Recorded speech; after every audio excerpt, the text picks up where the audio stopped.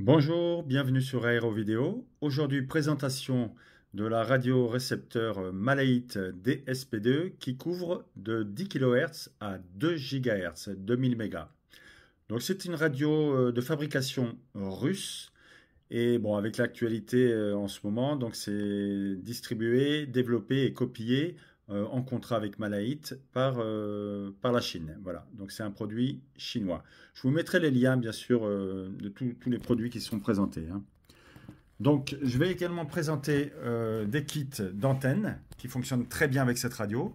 Ici, on a deux petites antennes loop qui permettent de balayer les longues et moyennes fréquences, longues et moyennes ondes. Pour la rouge, de 500 kg à 2 mégas et pour la bleue, de 4 mégas à 24 MHz. Ces petites antennes sont alimentées par un petit boîtier noir et un ampli. Et voilà, donc tout ça, c'est réglable et ça fonctionne très bien donc en longues et moyennes ondes. Je vais vous présenter également une antenne loop, la GA800, qui elle balaie de 10 kg à 154 mégas. Et cette antenne télescopique qui est livrée avec la radio Malaït, elle sera plus comment dire, portée sur tout ce qui est VHF, UHF. Alors on ne va pas rentrer dans tous les détails de la radio. Je vous laisse le choix de parcourir le petit manuel qui est simple, bien fait et qui vous donnera une bonne vue d'ensemble de la radio. Dans cette vidéo, on va se pencher sur les spécificités, les particularités et les astuces concernant tout ce qui est réception FT8 avec le décodage des stations, tout ce qui est paramétrage pour le CW et le décodage du Morse, et également le paramétrage de tout ce qui est scan PMR, CB, etc. Voilà pour la configuration de base. Et quoi dire d'autre? Voilà, donc c'est aussi bien le petit boîtier là, ampli, que la radio sont alimentés, sont chargeables par USB et donc sont autonomes. Brève revue du Malaït DSP2. Donc on ne rentre pas dans les détails, hein. Il y a le manuel qui est très bien fait, qui vous permet une bonne prise en main. Dans la vidéo, on rentrera sur des paramètres et des options plus spécifiques. Alors sur le côté, on a l'interrupteur principal, le bouton qui permet d'économiser les batteries en éteignant l'écran. Donc charge USB, prise casque.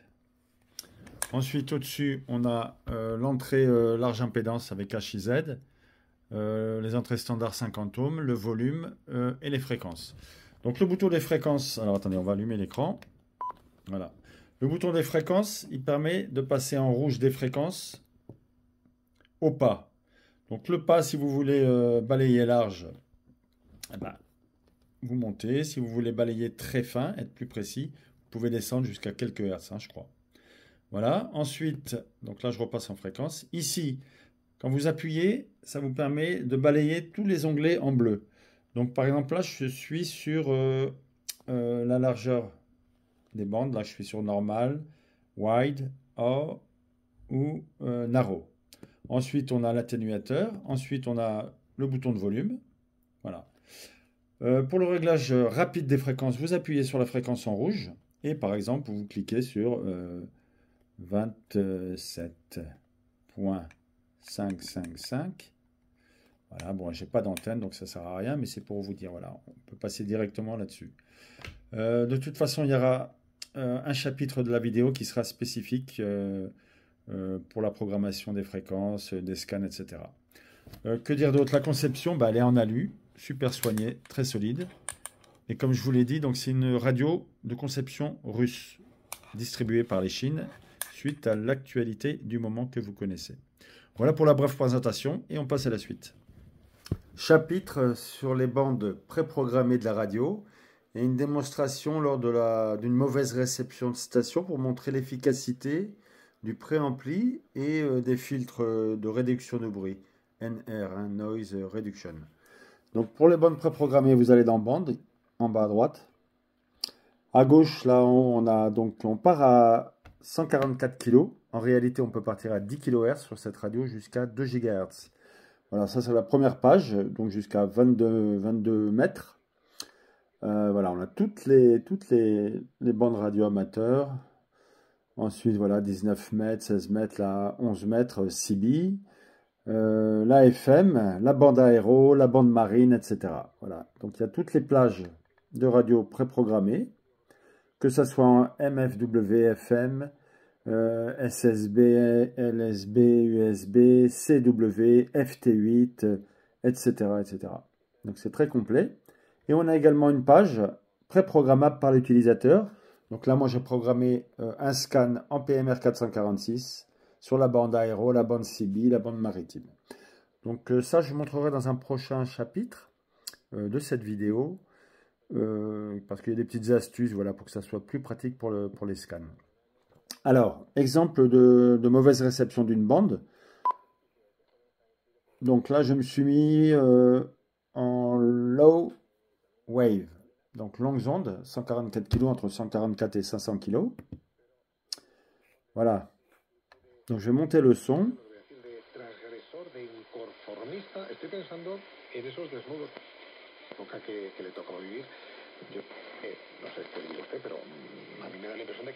Voilà, donc là on a cette station. Bon, c'est une station italienne, hein, peu importe. Donc c'est pas très clair. Donc d'entrée, ce que vous faites, vous appuyez sur NR, Noise Reduction. Ça supprime tous les bruits. Et ensuite, vous mettez un coup de préampli dans les paramètres radio.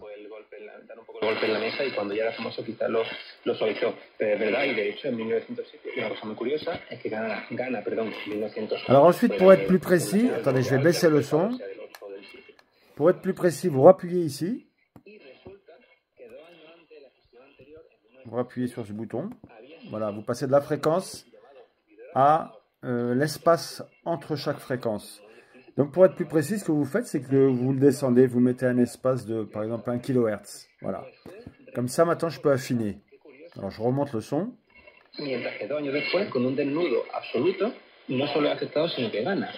Con lo cual, digamos que él perseveró en la provocación incluso más allá, ¿no? Como se suele decir, que él no quiere café, pues tomar dos tazas. Y está bien. Julio Romero de Torres. Voilà, sans le NR et sans le préampli. NR Madrid pasó por sus et estudios de préampli. Madrid, pasaron la creme de la cultura del momento, Musidora, la actriz y musa de los surrealistas franceses, la bailarina del momento, Marguerite Boudon, que pasó desnuda para él. Maintenant, exemple pour une station donc qu'on reçoit de manière puissante, hein, comme la FM. Donc là, je vais changer d'antenne. Hein. Je vais me mettre sur l'antenne 50 ohms, la petite antenne télescopique. Alors la bande c'est, voilà, j'y suis en FM.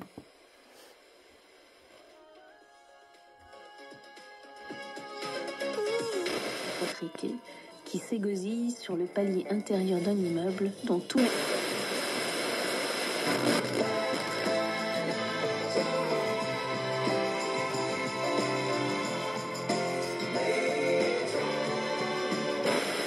version franco-anglaise. On va démarrer avec la version anglaise, cool. Et puis on va poursuivre avec la version française de... piano-voix. Et on est encore en train de célébrer les 20 ans de l'amour parfait. Voilà, donc c'est pour vous montrer réception des stations FM, super clair. Mais même avec des stations qu'on reçoit très faiblement, donc avec le noise reduction ici, qui est bien de laisser en permanence en fait. Et ici au niveau du préampli, voilà, ça permet vraiment de réceptionner même des signaux très faibles. Bon, après vous avez des petites, vous pouvez alimenter l'antenne si vous voulez. Voilà, il y a d'autres paramètres que vous pourrez tester, mais là je vous ai montré vraiment les principaux pour que vous puissiez profiter de la radio assez rapidement. Alors chapitre sur le Morse, décodage du Morse en CW. Pour ça vous allez donc sur le mode et vous cliquez alors soit sur le filtre CW spécifique, soit sur le Noise Reduction NR. Moi à titre d'expérience je préfère le NR, mais à vous de voir, hein. Voilà. Et ensuite, vous allez sur CW décodage et vous avez une valeur qui est, pour le manuel, proposée à 29. Après, vous faites des essais en dessous ou au-dessus. Voilà, une fois ces réglages faits, bon, on va sur la fréquence. Bon, vous allez sur Google, vous regardez les fréquences dédiées au Morse. Là, on est sur 7 MHz environ. Et on va à la recherche d'un signal. Donc là, la difficulté, c'est d'isoler un signal parce que si vous avez plusieurs signaux en même temps, ça va avoir des problèmes de décodage. Donc c'est un petit peu la difficulté, c'est d'isoler un signal.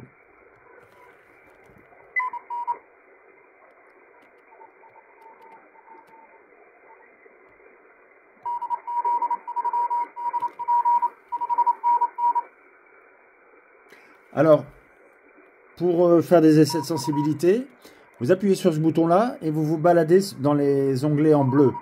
Là, on est sur le réglage du volume. Je rappuie, on est sur la largeur de bande.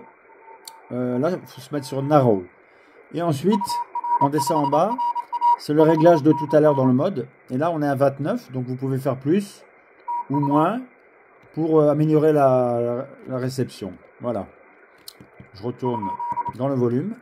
Et j'oubliais une chose, donc avec ce bouton-là, là vous avez la fréquence en rouge. Vous rappuyez, vous avez le pas entre chaque fréquence. Pour le mort, c'est bien de se mettre à 1 kg pour être très sensible. Et puis voilà, donc bien isoler le signal.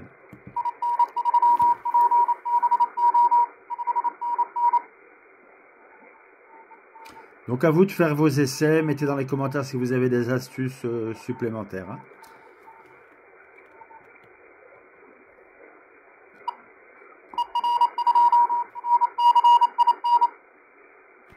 Donc voici le Malahit en version FT8, réception FT8. Donc pour ça j'ai pris la petite antenne Donuts. Donc il y a deux positions sur l'interrupteur au niveau des fréquences, low et high. Donc low entre 12 à 24 MHz. Et donc là je suis entre 4 et 12 MHz. Et plus précisément à 7.074 MHz USB, donc qui correspond à la réception du mode FT8. Donc pour ça, vous allez sur mode hein, et vous tapez sur FT8 USB.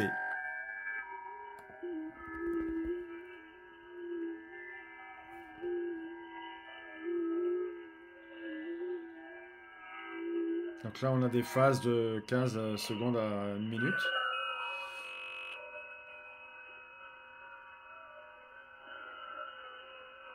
Voilà, donc ça permet d'avoir la réception en direct. Comment scanner une plage de fréquence? Donc le mode scan, vous allez sur bande. Alors non, avant tout, vous mettez la fréquence approchée de la plage. Par exemple, on veut scanner le PMR 446. Donc on va sur les fréquences, on tape 446 MHz. Voilà. Ensuite, vous allez sur bande et sur la plage... Voilà, scanner et moniteur page. Vous prenez un onglet libre. On va sur F1, la première fréquence à balayer. Donc on va mettre 446. On met la butée de démarrage et la butée finale. Hein. Et on va aller jusqu'à... Alors c'est 16 canaux, hein, donc par pas de 12,5 kg. Donc 446, c'est environ 200. Hein. Bon, on va mettre 250. C'est pas très important. Voilà. Le pas, c'est 12,5 hein, pour avoir les 16 canaux. Listen by Squel. Donc là, en fait, vous choisissez soit un temps d'arrêt à chaque fréquence que vous choisissez en secondes. Bon, mais ça peut être un peu laborieux. Soit c'est avec le squelch. Donc tant qu'il n'y a pas de réception, de communication, lui, il continuera à scanner. Hein. Je crois que c'est l'option la plus pratique. Vous allez quand même faire un réglage audio, donc il faut aller sur audio. Et on s'assure que squelch est en vert enable. Et on règle le squelch ici. Vous tournez jusqu'à ce qu'en haut à gauche, le SQL squelch soit rouge. Voilà. Vous le mettez à la limite hein, du vert et du rouge. Voilà, pour que ça soit sensible, mais pas trop non plus. Donc vous ferez vos réglages. Et tant qu'il est rouge, lui, il va scanner. Jusqu'à temps qu'il y ait une communication, il va passer au vert et il s'arrête sur la fréquence. Il s'arrête sur la fréquence le temps que vous lui indiquerez. Donc 2 secondes, 3 secondes, 10 secondes, etc. Voilà, maintenant le dernier onglet, InList. Alors, c'est la butée mini et maxi. Donc là, on a des pas de 12,5. Voilà. Donc des pas de 12,5. On va démarrer à 446. On sauve. Et on va aller jusqu'à valider 446, 200. C'est à peu près ça. Hein, il y a 16 canaux. C'est voilà, autour de 446, 200. Et on sauve. Voilà. Donc là, il va scanner. de 446 à 446-200. On ressort et on démarre le scan. Donc là, le squelch rouge, lui, il démarre le scan. Et tant qu'il n'y a pas de station, de toute façon, il ne s'arrête pas. Hein. Bon, je suis dans un coin bien paumé, donc là, il n'y a rien ce soir. Hein. Il n'y a rien ce soir. Voilà, alors, je ne sais pas sur quoi il s'est arrêté, il peut y avoir des brouillages. Bon, c'est sur le principe, hein, voilà le principe pour programmer les scans. Donc après, vous pouvez programmer les bandes marines, aéro, PMR 446, CB, etc. Hein. Voilà, donc revue sur un kit d'antenne qui fonctionne parfaitement avec la Malahit DSP2. Donc livré avec la radio, on a cette antenne télescopique. Donc qui fonctionne très bien, hein, donc qui permet de balayer tout ce qui est VHF, UHF.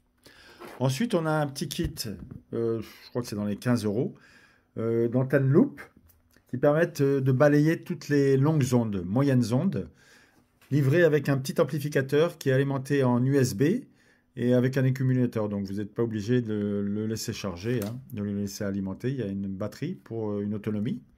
La rouge, elle balaye de 500 kg à 2 mégas et la bleue de 4 mégas à 24 mégas. Donc vous avez un potentiomètre sur chaque, un interrupteur low pour les fréquences plus basses et un interrupteur high pour les autres fréquences. Et ensuite vous réglez, vous ajustez.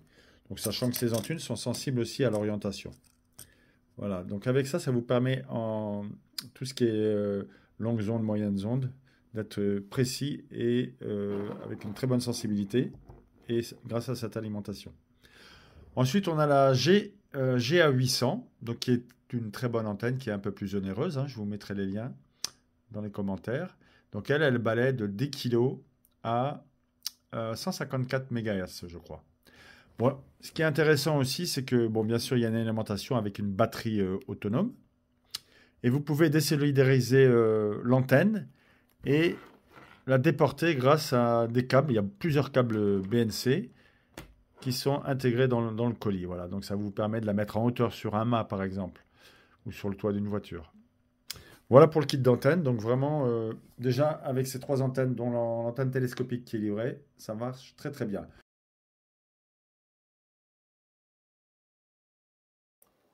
Voilà pour la revue du Malahit DSP2. Merci beaucoup pour votre attention. Donc n'hésitez pas à mettre plus d'infos ou vos propres trucs et astuces en commentaire.